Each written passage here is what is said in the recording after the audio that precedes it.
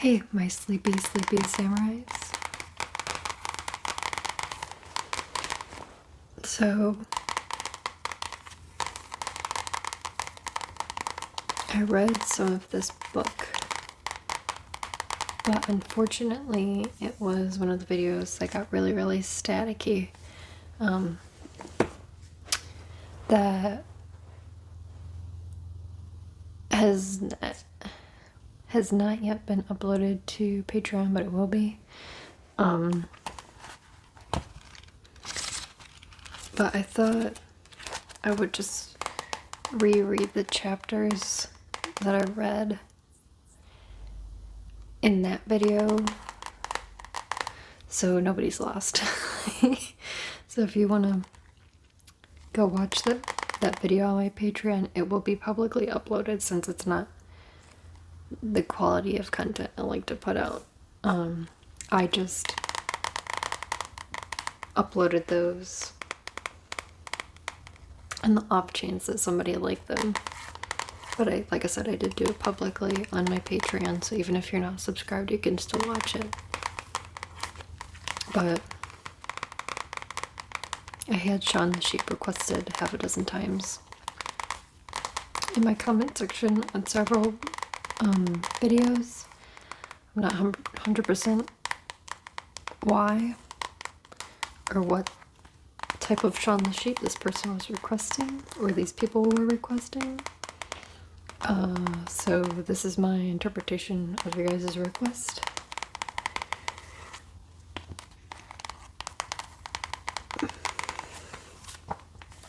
This is Shaun the Sheep, Tales from Mossy Bottom Farm.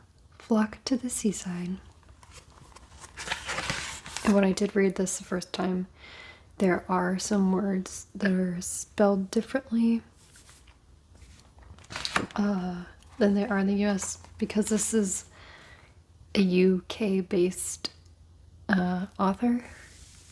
So they spell things the way they do in the UK. They don't spell them the way they do here in the US. Because I'm pretty sure Shaun the Sheep is even a UK-based character and story. And this is just welcome to Mossy Bottom Farm. It has all the different places that you can go. You either go to the big city or the seaside. Shaun is the leader of the flock. He's clever, cool, and always keeps his head when the other sheep are losing theirs. Bitzer, the farmer's faithful dog and good friend to Shaun. Bitzer is an ever-suffering sheepdog, doing his best to keep Shaun's pals out of trouble. The farmer. Running the farm with Bitzer at his side, the farmer is completely oblivious to the human-like intelligence or stupidity of his flock. This is Shaun, Bitzer, and the farmer. The flock, one big, happy, if slightly dopey family. The sheep like to play and create mischief together, though it's usually Shaun and Bitzer who sort out the resulting messes. Top Dog. With his Top Dog hat and e-herder device, Top Dog is the best sheep herder in the business, and he knows it. Terry the Pooh Beetle. Terry's a lovely little beetle. He's not actually in the story, but his mum won a competition for him to appear in the new Shaun the Sheep book.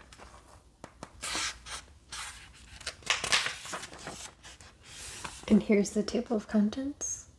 This is Chapter 1, Big Day Out. Chapter 2, Herd on the Run. Chapter 3, I Do Like to Bleat Beside the Seaside. Chapter 4, Find the Flock. Chapter 5, Round Them Up. Chapter 6, Big Top Flock. Chapter 7, The Final Showdown. Chapter 8, Sheep by the Sea. And then activities in the back. It says Chapter 1, Big Day Out. In the trailer behind the farmer's car, Shaun and the flock bounced along green, leafy country lanes on a hot summer's day. As swallows dipped and swooped around them, the sheep bleated and hung their heads over the sides of the trailer, enjoying the breeze and taking in the sights of the open road. Shaun's favorite sight was the farmer's bald head banging against the roof of the car to shouts of "Ooh, argh," and "Bah."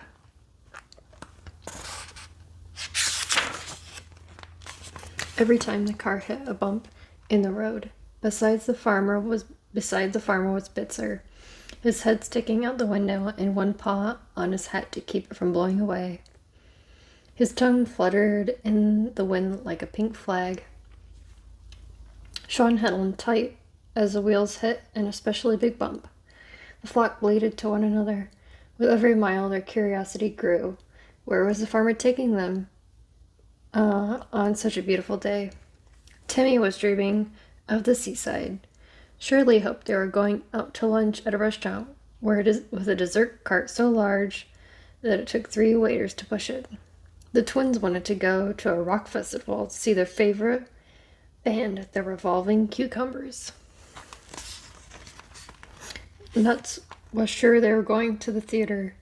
He'd even brought some chocolate-covered raisins he'd found sprinkled over the floor of the rabbits' hutches to share during the intermission. I don't think those are raisins. He peered into the paper bag. The rabbits were crazy to leave perfectly good chocolate-covered raisins lying around like that. Nuts' thoughts were interrupted by an excited bleat from Shaun, who was leaning over the side of the trailer and pointing a hoof. Through a gap in the trees, Nuts caught a glimpse of something that was deep blue, sparkling and dotted with white. The farmer wasn't taking them to the theater. He was taking them to the seaside. The flock bleated delightedly as the car clinked over the top of the hill. The sea spread out before them, stretching to the horizon.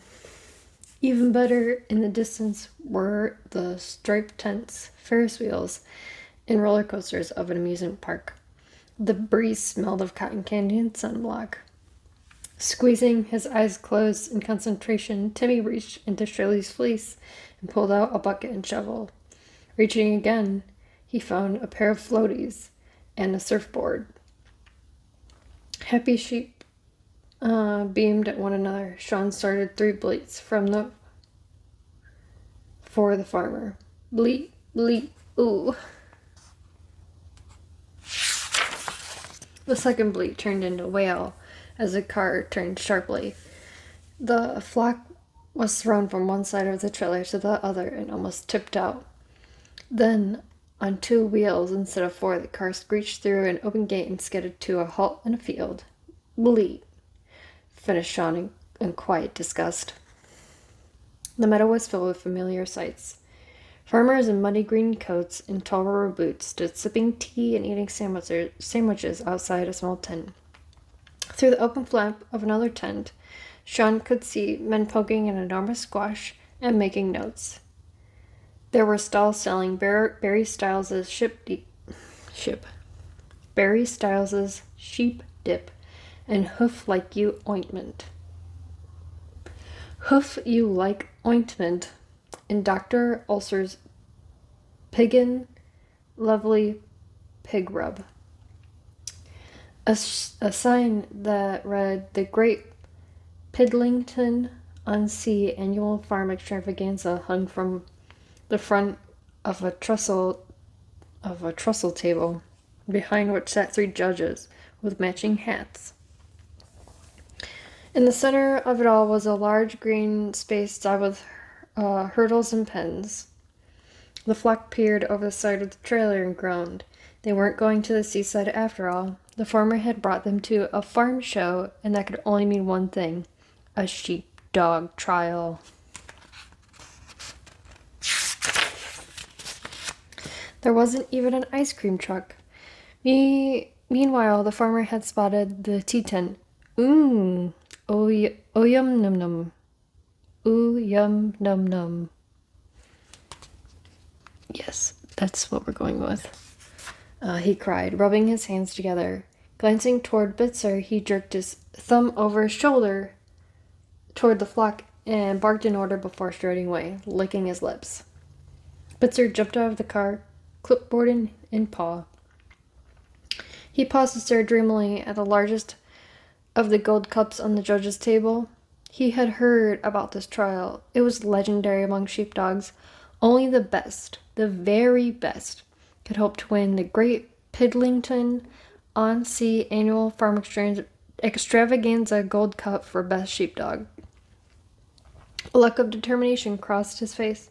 This time, the cup would be his. Here's Bitzer. But first he had to prepare.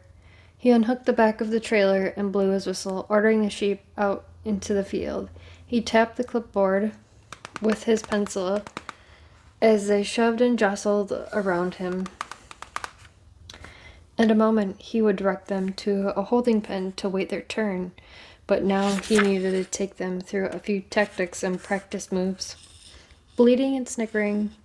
This is one of the words that is different in the U.S.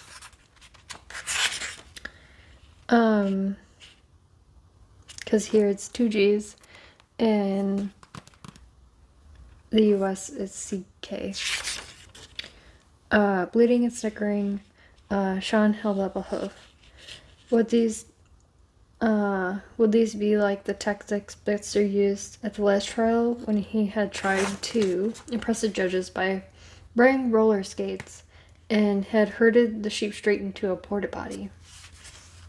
Oh, Bitzer. Bitzer scowled, remembering how he had also skated through a cow pie, accidentally splattering it all over the judges. Ignoring Shaun, he showed the sheep the clipboard. At the start of the course, they would form Bitzer herding formation A and proceed in an orderly fashion 2. Scornful laughter interrupted him. Bitzer turned around. Behind him, a dog in a top dog baseball cap leaned against a holding pen that contained sheep in perfectly straight lines. Each sheep had an electronic device clipped to one ear. In one paw, the dog held a gadget that looked like a cell phone. He also had an expensive-looking earpiece and microphone. His eyes were hidden by mirrored sunglasses. Chuckling, he shook his head at Bitzer's clipboard and tapped the screen of his device. Bitzer's jaw dropped as a fizz of electricity went through Top Dog's sheep. With a startled bleat, they all jumped into a circle. He tapped again. Top Dog tapped a final time. His flock all leapt back into straight lines. With a sneering bark, he flashed his phone at Bitzer. Clipboards and whistles were so old-fashioned. Everyone had an e-herder these days. It made herding simple. Plus, it could be used as a telephone and a camera. Bitzer looked as though he had been electrocuted too. Seconds passed as he stared, mouth hanging open, at the e-herder, until Top Dog snickered again and pointed over Bitzer's shoulder. Okay, so it's spelled CK here, but spelled with a double G wherever I just showed you. Interesting.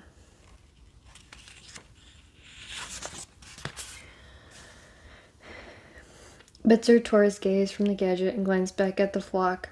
They were, with a gulp, he turned around slowly and blinked. They were gone. That's the whole e-herder situation.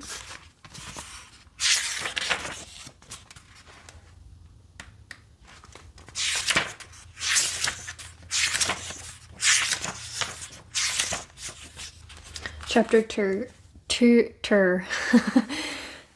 2, Herd on the Run. Look at that Top Dog being a meanie. Bitzer tried to bark, but only a strangled sound came out. The pencil and clipboard dropped from his paws. Ignoring the chuckles of Top Dog, he looked around in desperation. Perhaps the flock had already gone to the holding pen? He checked. It was empty. Maybe they had gone to gaze at the enormous squash? Nope. Of course, he told himself. Shaun and the flock would be getting some practice in before the trial started. Now that they had seen the competition, they would want to be in tip-top shape, ready to impress the judges. With hope in his heart and a paw shading his eyes, Bitzer looked across the sheepdog course. The flock wasn't there, and they weren't lining up for a cup of tea or checking out Barry Styles' new range of soft and bouncy sheep dips. I don't know what a sheep dip is. Is it for their fleece, or is it a dip made of sheep? The sheep had completely disappeared. There was only one explanation. They must have been kidnapped by aliens. Bitzer glanced up at the sky. It was empty, except for 1 or 2 fluffy clouds and a few circling seagulls. From behind him came another snicker. See? 2 G's. I don't know. And a scornful woof from Top Dog. What was Bitzer doing at a trial that had real sheepdogs? He couldn't even keep his flock in the right field. And then they scratched out, I think it's 16, and put 84. And then they have this here too. I don't know what it means. Bitzer clenched his paws. Then a flash of familiar white fleece caught his eye. Shaun was waving from the other side of the meadow. Nuts dived through a gap in the hedge next to Shaun. With a shake of his tail, Nuts was gone. For a second, Bitzer could only stare, horrified, as Hazel, too, disappeared through the gap. Then Timmy, followed by his mum. The twins were now wriggling through the hedge. Bitzer flapped his arms, barking as he ran across the field. Stop! Stop! The flock ignored him. After the twins had squirmed through, Shirley shouldered her way into the hedge, but soon got stuck. Putting his hooves on her bottom, Shaun shoved her through, then turned back to blow a raspberry at Bitzer. The sheep were interested in yet another boring sheepdog trial. They were off to have some fun at the seaside. Shaun gave Bitzer a mischievous grin, but it quickly became a frown when he saw Top Dog howling with laughter and using his e-herder to take photos of the flock running away. The frown on Shaun's face became a scowl. No one laughed at Bitzer except him, and the rest of the flock, and the farmer, and the chickens, and the ducks, pigs, and more mouth the goat. And occasionally the pizza delivery boy, but definitely not flashy-looking sheepdogs who thought they were as cool as a fridge full of cucumbers just because he had a fancy hat and a few silly contraptions. Shaun glanced at the gap in the hedge, then back at Bitzer, who crossed his arms and tipped a paw. The message was clear. What did Shaun think he was up to? A new thought crossed Shaun's mind. If Bitzer lost a flock in an actual sheepdog trial, it would make the farmer a laughingstock too. He'd go red-faced and start shouting, like when he caught Mowermouth eating his underwear last week. But this would be worse. In his mind, Shaun saw the farmer snatching away Bitzer's clipboard and whistle and ordering him into a van that would take him away. The picture faded. It was replaced by an image of the farm welcoming a new sheepdog. A sheepdog with sunglasses and an e-herder. Shaun sighed. He wasn't going to enjoy the seaside after all. There would be no beach chair or drink in a coconut shell with umbrellas for him. If he didn't help Bitzer get the flock back soon they'd be all wearing electric earrings and trotting around the farm by remote control. Feeling guilty, Shaun gave Bitzer a sheepish shrug, sorry, and tipped his head toward the seaside with a bleat. They needed to follow the rest of the flock, and quickly. Bitzer barked in irritation. How could Shaun invite him to the beach at a time like this? He was about to become known as the worst sheepdog since Two-Legged Licky, who herded his flock around and around in a circle at every sheepdog trial. Rolling his eyes, Shaun shook his head. He pointed toward the farmer, who had a teacup in one hand and a drooping H sandwich in the other. The farmer was surrounded by other farmers, all of them happily shouting blah blah blah at one another. It would be a while before he realized that anything was wrong. Shaun put his hoofs to his lips and whistled a sheepdog command. If he and Bitzer worked together, they would have time to round up the flock. Bitzer blinked. Really? He jogged across the field to join Shaun. Shaun nodded and tapped his wrist. They didn't have much time. If they were going to get back before the trial started, they had to hurry. His jaw set with new resolve. Bitzer dived through the hedge. The chase was on. Alright, that's where we're gonna stop for this video. Well guys, I'm really glad we got to spend this time together, and I hope this video helped you in some way. Either reduce stress, anxiety, or maybe you're even asleep. And if you're asleep, I want you to know that I appreciate you. And if you're awake and you made it to this point in the video, you are amazing. Well guys, I'm really glad we got to spend this time together, and I hope we get to do it again soon. Thanks. Bye.